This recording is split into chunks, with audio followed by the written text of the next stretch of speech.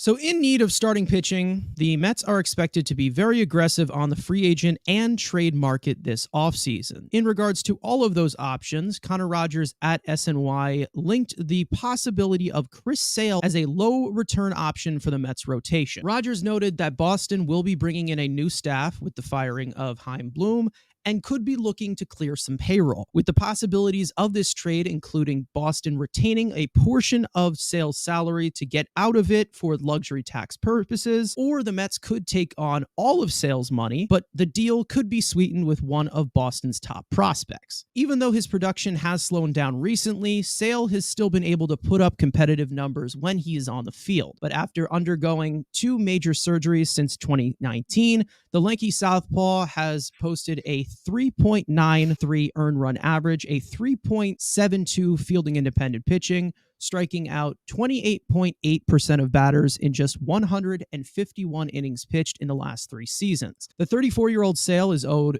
$27 million for the 2024 season, which also includes a 2025 team option worth over $20 million. Andrew, you're the GM. Would you do something that involved somebody like Chris Sale, or are you just not touching this? No, thank you.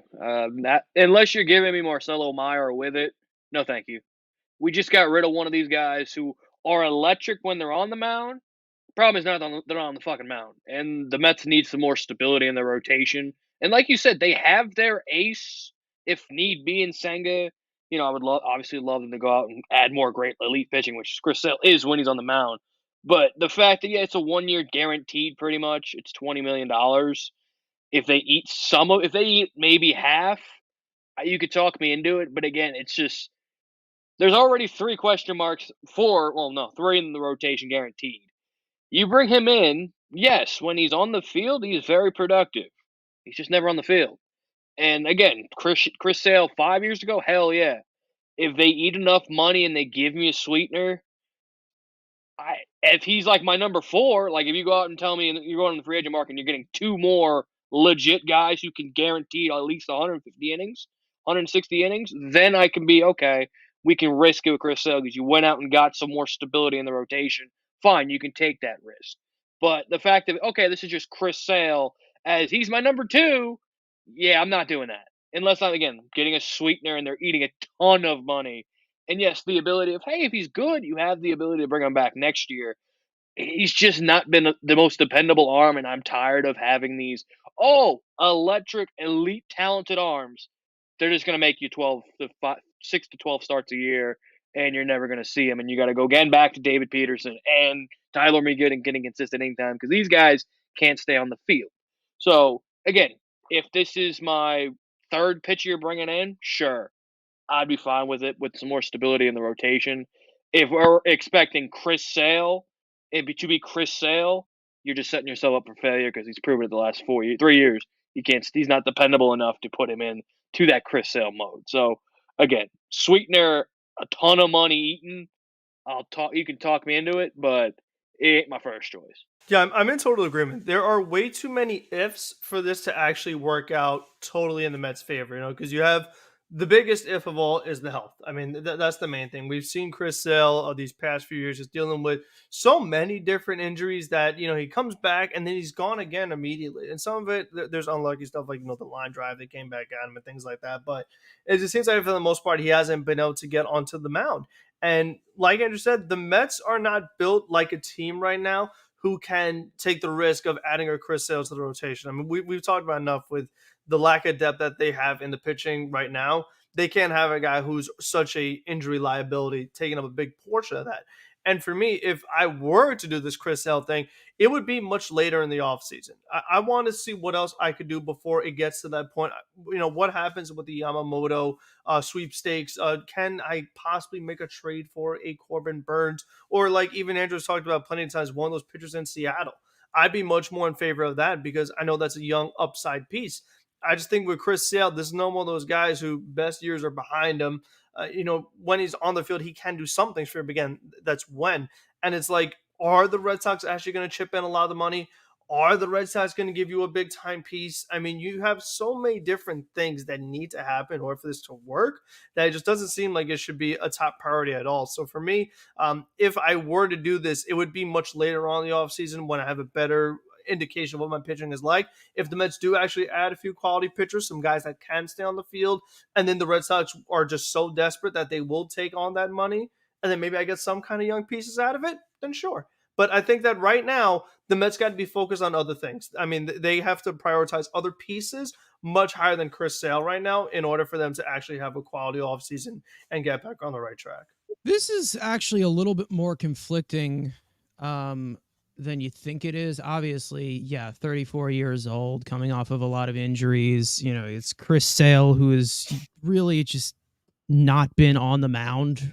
I mean, 151 innings in the last 3 seasons. I think that if you were looking at this for a back end piece to your rotation, it would be a very expensive back end piece to your rotation if you're taking on the rest of that money. I personally would take on all of the Chris Sale money to see if you could get someone from Boston's farm system. But what I would do is it has to come with a pitching prospect. I'm not looking at Mayer. I'm not looking at anybody else. I'm looking at a pitching prospect to come along with it. And they don't have that. This is like Brian Bello. Like, if it's Brian Bello coming with it, I don't even consider Bello a prospect because he pitched most of the season already. And Heim was just like the Mets, kind of. All of his prospects that he brought in were bats. He really hasn't developed the pitching side when he was there. So it's been all bats: Meyer, York, Jordan. Take your pick. It's all bats. There's no, there's a guy definitely I want. It's like same thing with other teams with Pete Alonso, like the Cubs. There ain't nothing fucking want. The same thing. There's just it's a lot of bats that play the same position. So I've been looking at some of them, and they got some live arms there. So I mean, I think that if you can take one of their mid 15 to 30 prospects along with Chris Sale, who we all know at his best when he is healthy can deliver you, a quality outing. Let's not forget how amazing of a postseason pitcher he is. I think that somebody like, Luis Perales is somebody like that. I'm seeing right here. There's another guy, Angel Bastardo, who I kind of like here. Like, there's a few guys who got some explosive stuff that I would look at in the Red Sox farm system. Just get some kind of extra arm just to make it a little bit younger when you're bringing on an older pitcher. And then you obviously have the team control in 2025. I don't think this is a bad idea, but I don't think it's the number one thing that I would do to try and bolster this rotation. But at his best, we all know how good Chris Sale can be. I'm not saying that this guy has really, really struggled. He's still, overall, his stuff has really has not changed that much. He's got a little bit of a dip in velocity, but that's kind of what the Stearns thing is here for. So if you're trying to get some of these pitchers to come in here, revitalize his career from like the back end of this rotation, I would not be opposed to it. But again, like Andrew said, this can't be your number 2. This can't be your number 3, possibly not even your number 4, because the number 4 and 5, they need to be probably the most healthiest arms out of the entire rotation. And Chris Sale is not going to be one of those. I would obviously definitely consider doing something like this, but it has to have some kind of long-term stability coming back as well if the Mets were to take on this money. Because we all know that with Steve Cohen, the money is just the money. I think that Chris Sale still has a lot of value on the mound when he's out there, but it's definitely not the number one guy that I'm taking out there. Obviously, his Boston teammate, again, I've already talked about that. If you're speaking a one-year deal that will probably be a little bit more cheaper, more than a $27 million that you possibly owe to him, James Paxton's another option. I think that would be a good back-end starter. But again, just like Chris Sale, who's been injured as much, just like James Paxton, who's been injured as much as they have been, it can't be the number one guy to put behind Senga in the rotation. Chris Sale, yeah, we're trying to get away from those old guys, but it's all really just comes down to what the risk is, but it all just depends on what they're going to be relying him to do. And that's pretty much it. It's not like Max Scherzer or Justin Verlander, who they were relying to be their top 2. And lead them into the playoffs and be the aces that they have been throughout their entire career. It all just depends on what the Mets are looking to get out of Chris Sale. If they're looking to get 150 innings out of him, that's a no. Yeah, 'cause I think definitely the trade market is going to have to be a major thing. The Mets need to go out and sign at least one or two. But again, you have a kind of a surplus now of that you can go out and get guys. And it doesn't matter if they're going to go straight, let's look for number twos or look for threes and fours. Because there's a couple of guys you can get on crappy teams who still are young enough, team control enough, and have higher upside than going out and get a Chris Sale. Again, a guy coming off a bad year who still has a crazy upside of not maybe being a legit ace, but a number two, number three.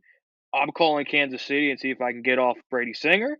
I'm calling Pittsburgh for Mitch Keller. There are plenty of guys on the trade market that I would rather have who are a little more dependable than Chris Sale. Again, not going to be the top game one, but you kind of already have that. And let's say you go get Yamamoto as your third starter, maybe even fourth starter, depending how aggressive these guys, depending, are going to be on the free agent market. Let's say you signed, hypothetically, Yamamoto and I'm saying Jordan Montgomery. I said Jordan Montgomery before the postseason, but let's just say that. Then Singer's coming in at your 4, or Keller, whoever, is your 4 with Quintana as your 5. You've got depth throughout that rotation.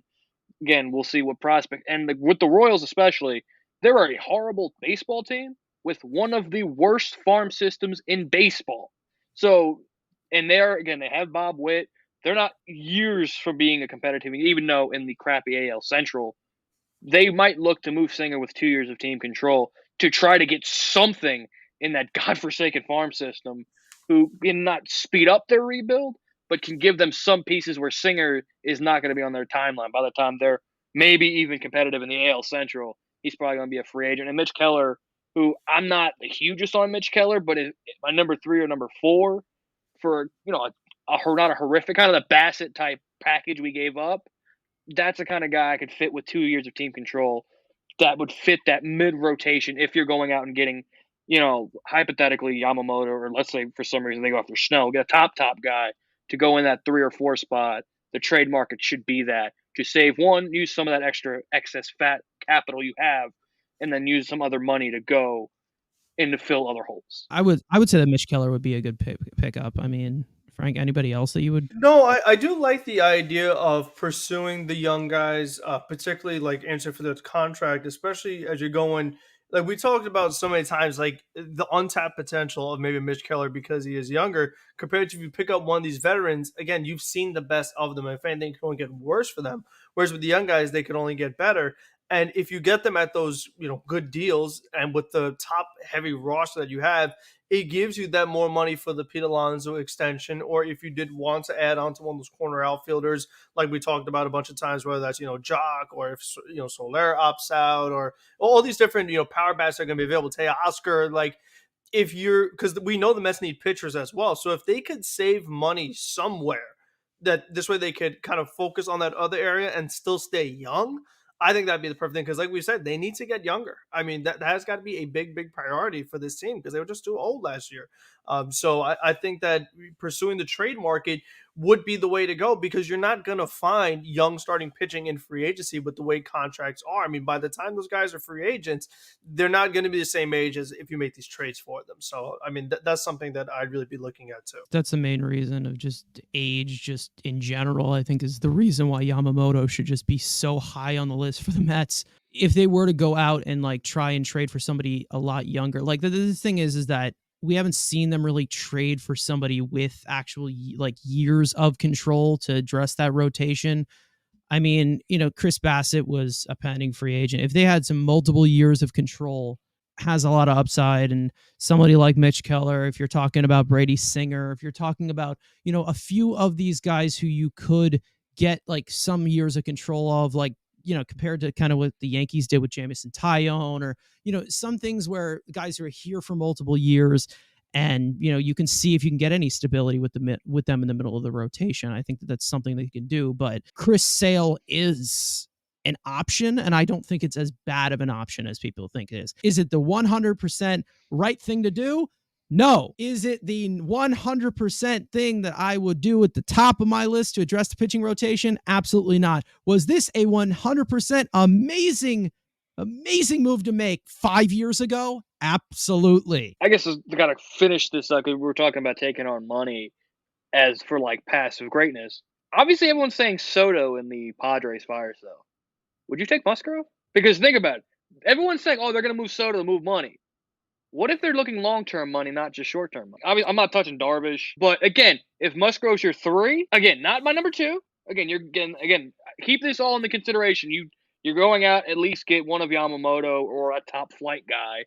And Musgrove is your 3, and they eat some of the money. Again, just ideas being thrown on top of my head because I could see stuff. Everyone thinks, oh, Soto's the guy in San Diego they move. What if they're looking long-term books? Because they're not going to move Bogarts, not going to move Tatis.